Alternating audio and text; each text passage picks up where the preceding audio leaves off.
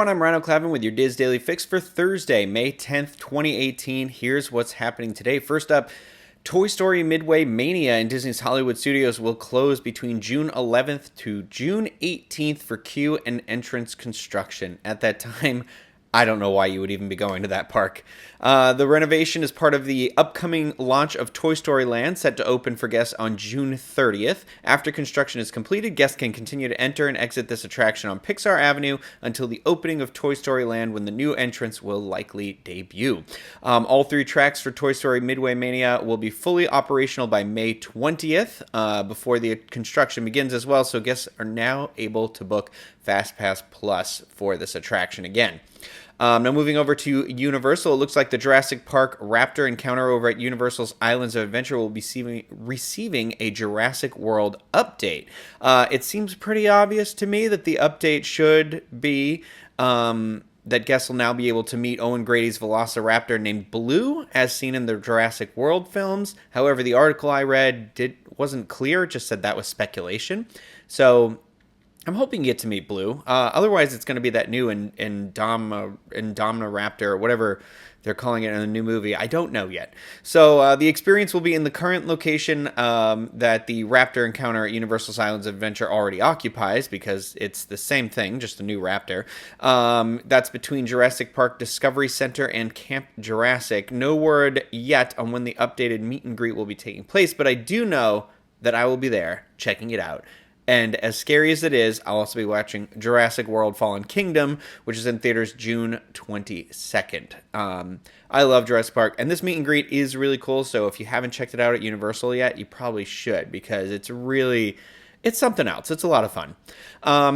Now, staying over at Universal, it looks like celebrity chef Emeril Lagasse has informed his staff this week that Emeril's Orlando, one of the original eateries at Universal CityWalk, will be closing this summer with the last day of operation on July 7th. Lagasse said of the closure, quote, "We have deeply enjoyed the opportunity to serve our loyal guests and are immensely appreciative of our entire staff for their dedication and service." Lagasse gave no reason for the closure. He did also close his restaurant Chop Chop outside of the Lowe's Royal Pacific Resort at the end of last year.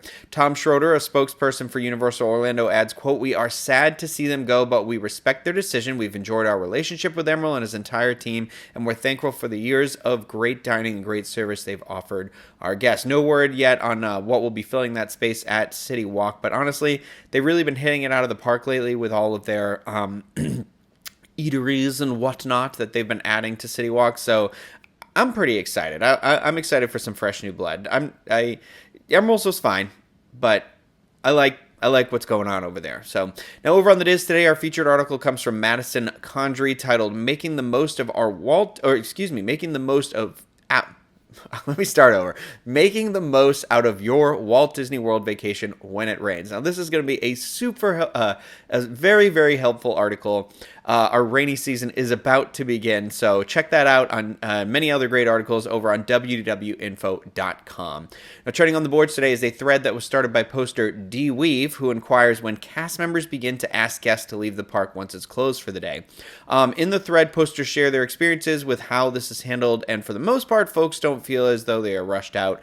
Stop by disboards.com, look for the thread entitled "When Are You Pushed Out of the Parks?" on the Theme Parks Attractions and Strategies forum to join in on that discussion. Now, it is Thursday, and of course that means a new episode of the Diz Unplugged Universal Edition, and in this week's episode, host Craig Williams and myself are going to be revisiting one of our favorite dining locations at Universal City Walk here in Orlando, but this time we're going in with some fresh eyes. We are going to be eating vegan and gluten-free. Now, one of us picks vegan, one of us is gluten-free. You're going to have to watch the episode to see what happens. It's on location, so my recommendation is to watch that on youtube.com/DizUnplugged, but of course you can still listen to the episode on iTunes, and of course check it out on DizUnplugged.com.